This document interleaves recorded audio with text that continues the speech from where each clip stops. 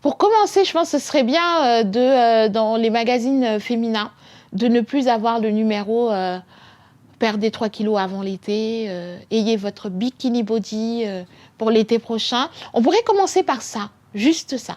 Ce serait tellement bien si on nous foutait la paix, tout simplement.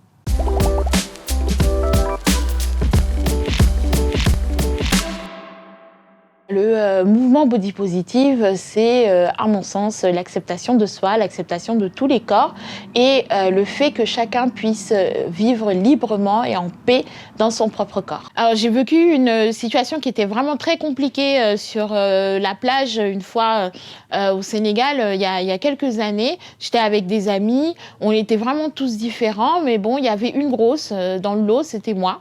J'étais en maillot de bain. Alors ça paraît incroyable en fait, une grosse en maillot de bain sur la plage, alors que c'est tout à fait normal.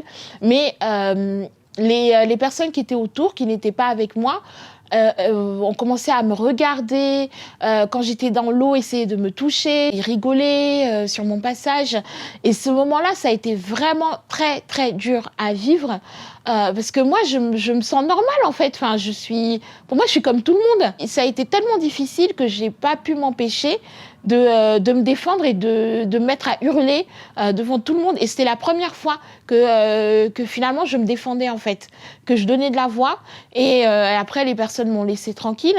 Mais ça a été un réel tournant en fait pour moi dans ma façon de me voir, de me percevoir. Mon processus d'acceptation de soi n'a pas été soudain. J'ai commencé à vraiment prendre du poids à l'âge de 12 ans quand j'ai perdu ma grande sœur.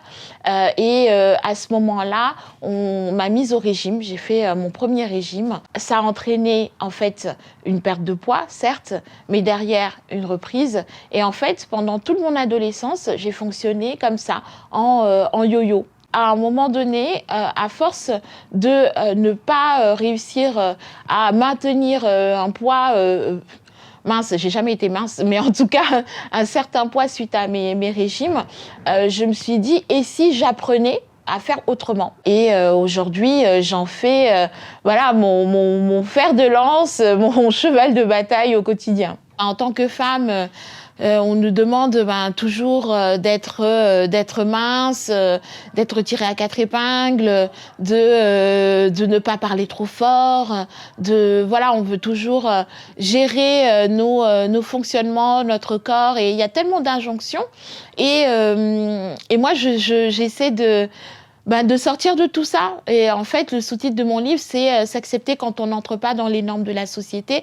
Donc, j'ai vraiment décidé d'aller à l'encontre de tout ça. Beaucoup sur les réseaux sociaux, sur mon blog, je mets un point d'honneur à publier des photos en maillot de bain ou en lingerie pour habituer le regard de tout un chacun à voir des corps différents. En fait, on se ressemble pas tous. Et quand on est sur la plage, on est tous différents, quoi.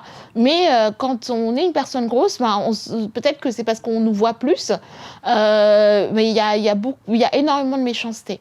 Mon livre, Fière d'être moi-même, c'est mon parcours de vie, mon chemin vers l'acceptation de soi. J'aborde des questions comme la discrimination, le racisme, la misogynie noire, la grossophobie. Voilà, c'est tout ça, c'est celle que je suis, ce que je fais, comment je travaille aussi. Moi, j'encourage toutes les personnes qui ont quelque chose à dire de le faire. En fait, on a tous une histoire à raconter.